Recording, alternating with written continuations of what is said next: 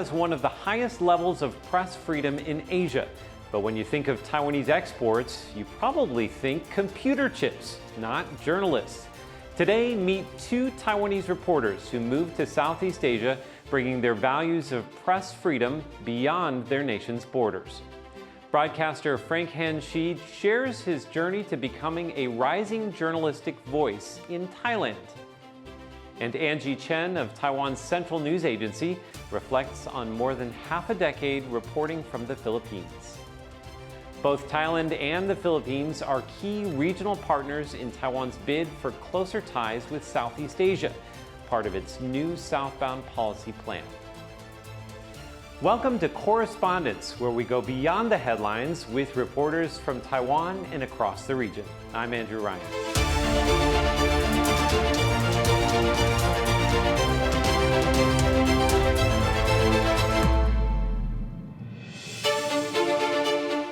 We begin today in Thailand, at the heart of Southeast Asia. It's a top tourist destination and a key gateway to the region for Taiwan. Broadcaster Franc Shih began his career in Taiwan before moving to Thailand, his home of more than 5 years. Today, he is a news anchor and business correspondent at Thai Public Broadcasting Service. Franc is joining us now from the Thai PBS studio in Bangkok. Welcome to the show. Thank you, Andrew. Thank you for having me here.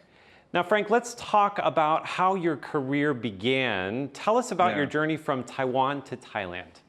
It might sound cliche, but it started from curiosity of the world. After I just finished my military service in Taiwan, I decided to join one commercial channel in Taipei. Of course, in commercial channels, we always focus on ratings, TV ratings, and views online, but this is not what I want. I jump around from the age of 23 to 30. I experienced a lot of journeys, no matter in news industry, no matter in diplomacy. I want to do journalism. This is what I want. I want to really understand knowledge, opinions from experts, from politicians, no matter in Taiwan or other part of the world. I got a very precious opportunity to come to Thailand by Ministry of Education in Taiwan. After my graduation in Thailand's Chulalongkorn University, I become a journalist for Thai PBS in Thailand. Now, I want to give our viewers an idea of what a day in the life of Franc Shih looks like. You posted a video on LinkedIn actually showing us a day in the life of a TV news anchor in Bangkok. Let's take a look at that. That's how I prepare for anchoring tonight. With main stories about Thailand-Cambodia conflict, research is key to my coverage. I read as much as I can across different platforms before rewriting the information in my own words. The difference between a reporter and an anchor is that I need to understand stories across the board. And at around 2 p.m., I rushed to the makeup room to add some contour for my audience. And here we go. From tensions with neighbors to the unemployment rate. I hope it's an insightful and engaging program for you. So, Franc, having looked at that, I'm curious, what's the hardest part of your day?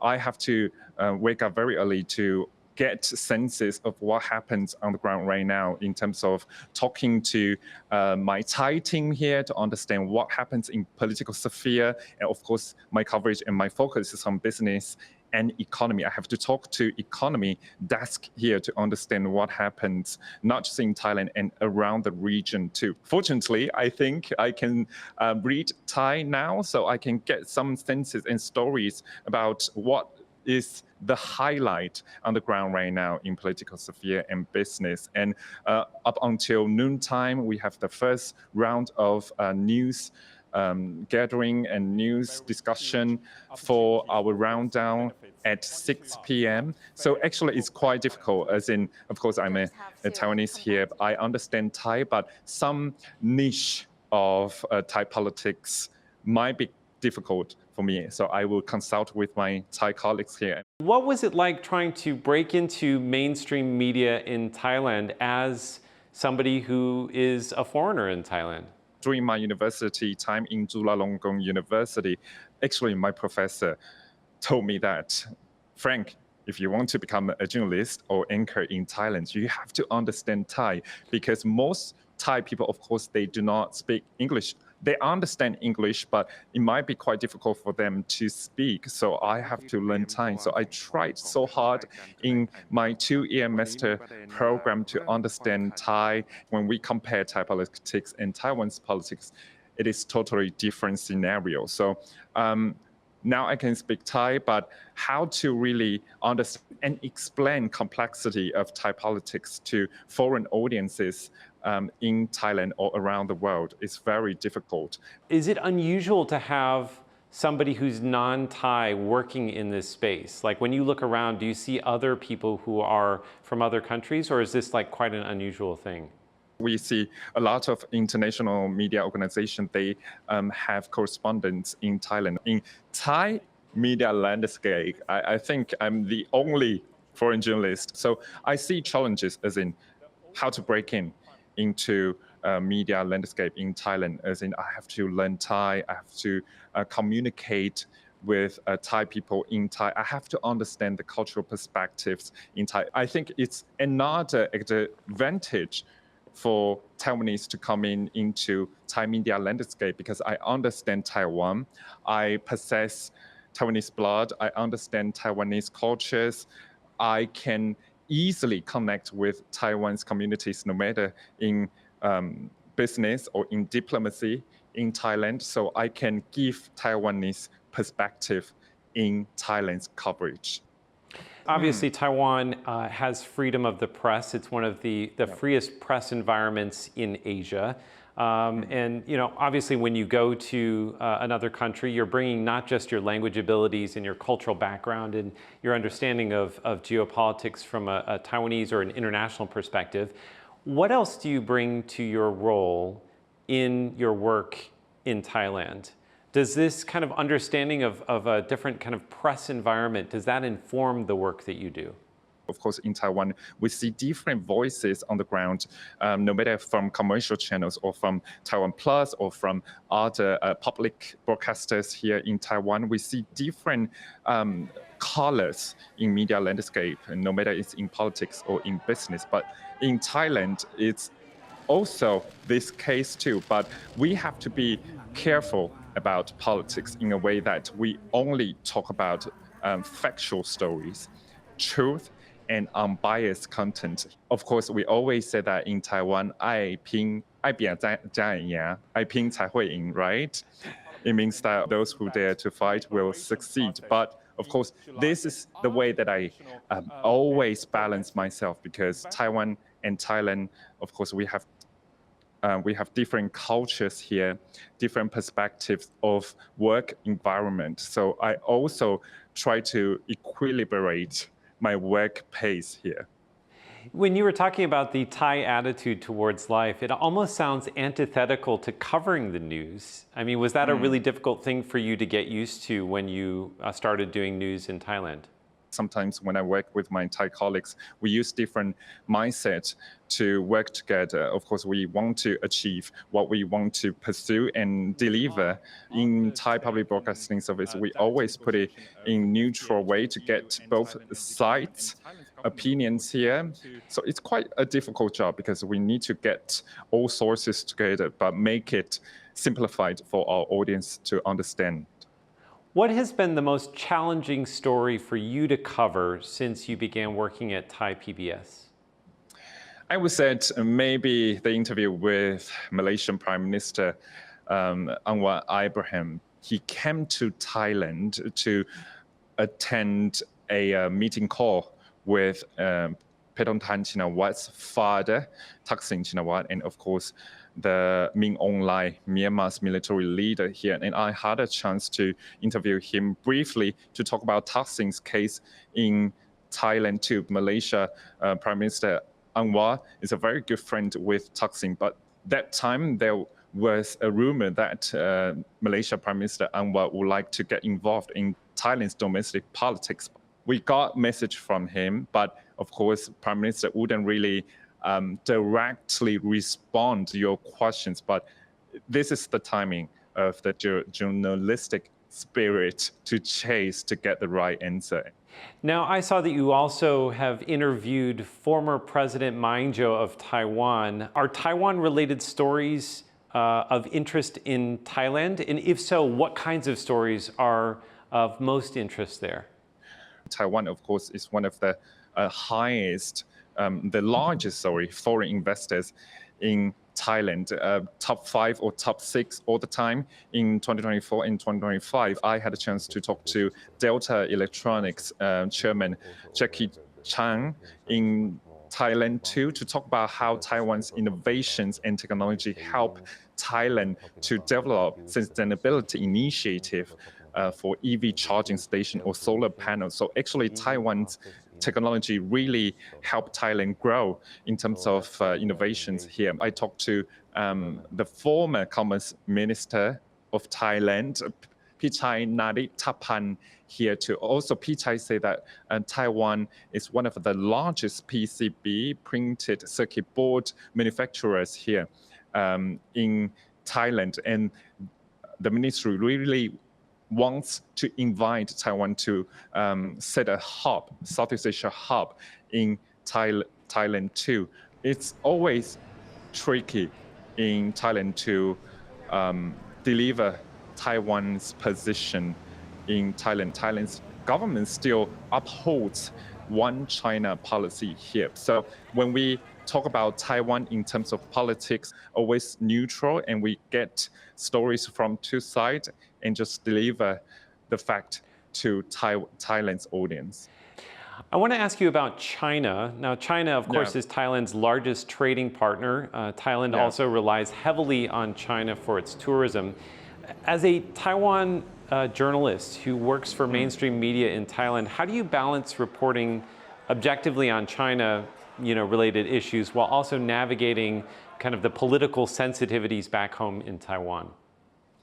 This year is the 50th diplomatic relations anniversary for Thailand and China. So actually in Thai Public Broadcasting Service in our station, we also deliver a lot of significant messages between China and Thailand too. But as a Taiwanese and a journalist in Thailand, I think one of core values for journalists is to stay neutral. I understand that, of course, there's some sensitivity between Taiwan and China. And of course, right now I'm in Thailand too. But I would say that stay neutral and factual is the key for me.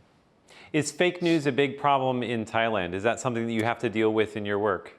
Fake news or misinformation or disinformation are everywhere, are widespread on social media platforms. So, for example, in Thai PBS, we have Thai Verified team here to talk about each news. They can capture what fake news and misinformation are on the platform. So actually, we have that mechanism and system in Thai PBS to really find the news story for us, but the authentic one.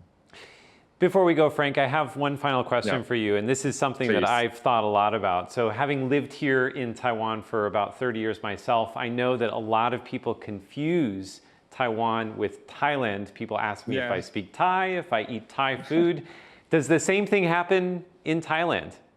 Maybe before, yes. Maybe 10 years ago, no matter foreigners, Westerners, they could not distinguish Thailand and Taiwan between these two. I think because of the Taiwan's presence in international communities really strengthened and enlarged a lot, no matter from our governments or political leaders to talk about Taiwan's presence in international communities. Of course, there are so many significant stories about Taiwan with linkage to the United States and to China too. So I think foreigners, no matter tourists, foreigners, Westerners, or Asian right now, we understand that Taiwan and Thailand are not the same.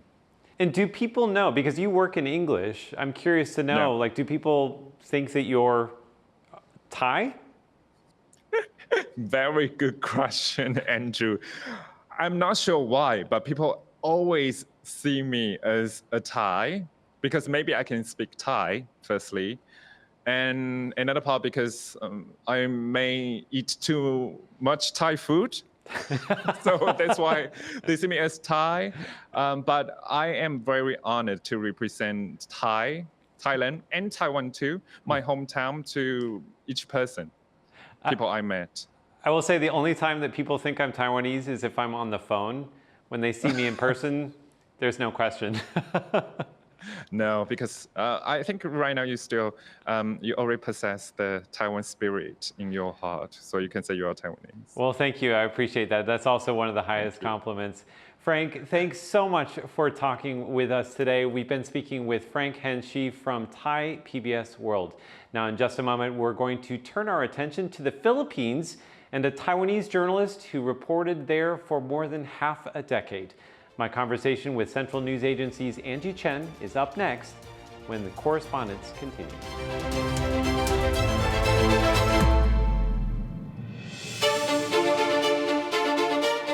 Thank you for sharing our passion for food and Taiwan.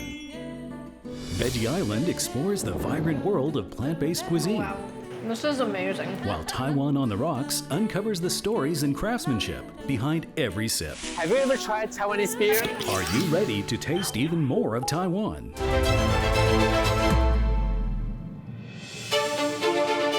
Welcome back to Correspondents. I'm Andrew Ryan. Taiwan and the Philippines share not only cultural ties, both are home to Austronesian peoples, there's also a shared interest in democratic values.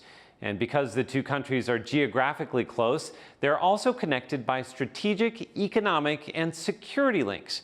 Earlier, I sat down with Angie Chen from Taiwan's state-owned news service, the Central News Agency, or CNA. Angie was assigned to the Philippines for over 4 years, beginning in early 2019. I began our conversation by asking Angie about why she thinks the Philippines is an important part of the news cycle here in Taiwan.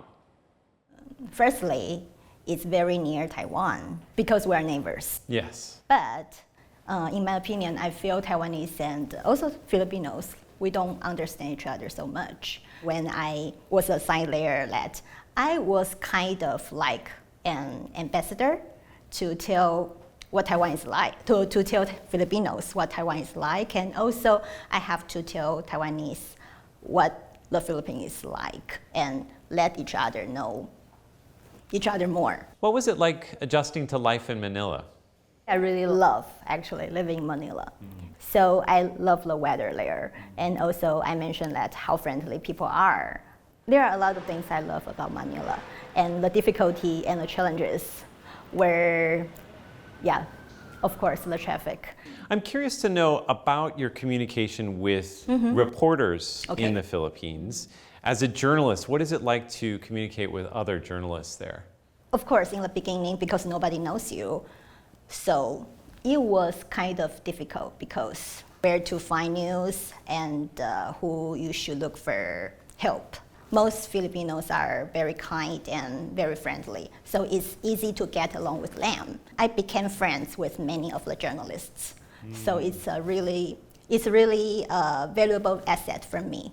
I don't need to learn Tagalog because most of them, they can communicate in English very easily. Now, having also been within the Philippines media landscape for 5 years yourself, how would you characterize the similarities and differences to Taiwan's media landscape? In terms of press freedom, too, I think there's also a difference between the two countries. I think overall, I got the freedom to report anything I want, but as a foreigner, of course, it's more difficult to enter the military bases. It's because I was a foreigner, not because of they are banning media from covering that. Usually they are open to Filipinos, like the Scarborough Show and also South China Sea issues. Many of the opportunities were open to nationals, the Filipino nationals, but not to foreign foreigners. Journalists. Yeah. Were there ever times when being a Taiwanese reporter made things difficult for you? Aside from getting security clearance, maybe dealing with media from China or people thinking that you were Chinese media? Oh yeah. that happens all the time. Yeah, I think the first time I experienced that was 2019 when I went to cover a protest in front of Chinese embassy. And some protesters, they were asking me if I'm a Chinese spy. I think the reason was because our microphone, the sponge cover, we got Chinese characters on it. Ah, that's right, yeah. Yeah, I feel kind of hurt and also a little angry. So what did you say? I think I told her that I'm Taiwanese, not Chinese. Yeah, but this happened several times. Not only protesters, but also Filipino journalists. They asked, oh, if you are a Chinese reporter. I think it's also good because it's kind of a good opportunity for me to start conversation with Filipino journalists as well.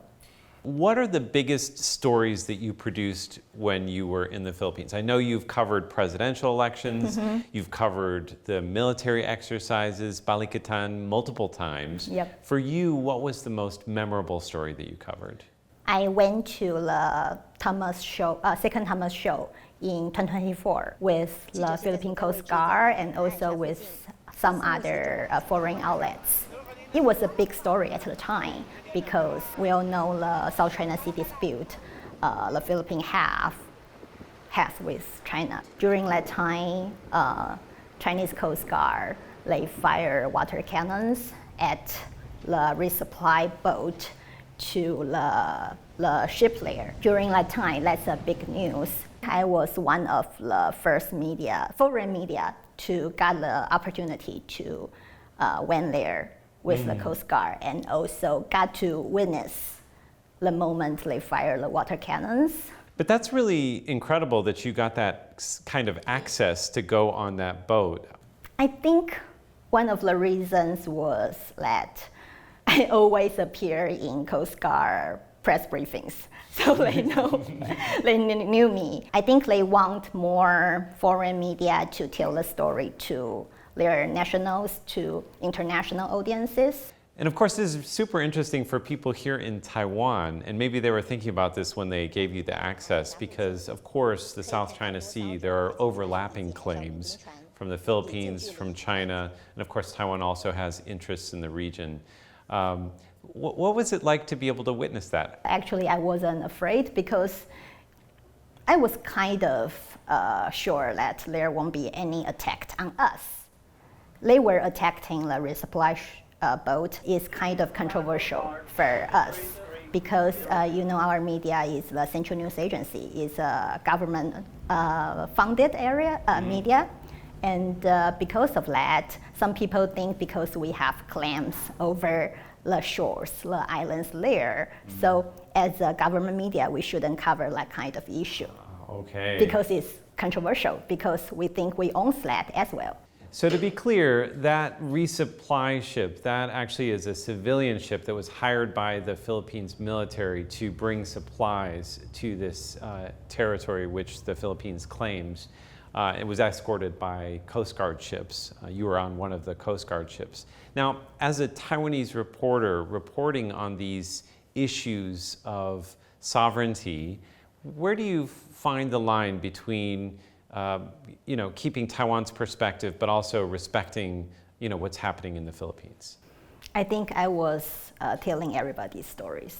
I would like to. I was always telling stories from the Philippine government side, what they say, and also what China said, and what's Taiwanese claim, right? I feel it's wrong that you don't go there, you don't cover it. But it's okay to go there, but you just tell everybody's story. When you're in the Philippines, do you ever have Taiwanese businesses or Taiwanese visitors or other kind of uniquely Taiwanese things in the Philippines that you've reported on? Every time when there was a typhoon hit the Philippines, I think many Taiwanese businesses, they were willing to donate to help local Filipinos there.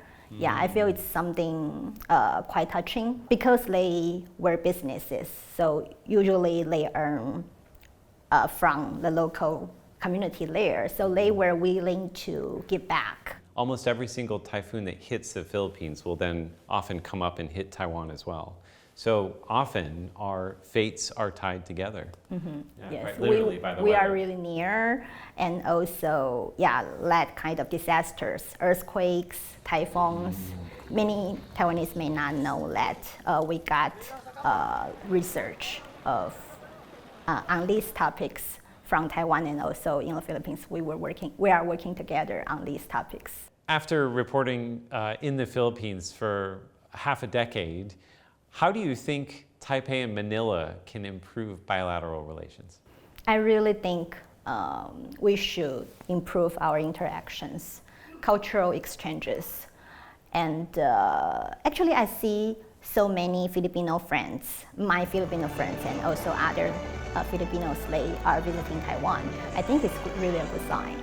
And also, I think, for now, Taiwanese citizens, we can travel to Manila without visa. Filipinos, they can see Taiwan is so different from China. Taiwanese people are also very friendly to newcomers here. Our thanks to Franc and Shih of Thai Public Broadcasting Service and Angie Chen of Taiwan's Central News Agency. And thank you for joining us. For Correspondents, I'm Andrew Ryan. If you're watching us on YouTube, do subscribe to the Correspondents playlist to see all of our episodes. We'll see you next time.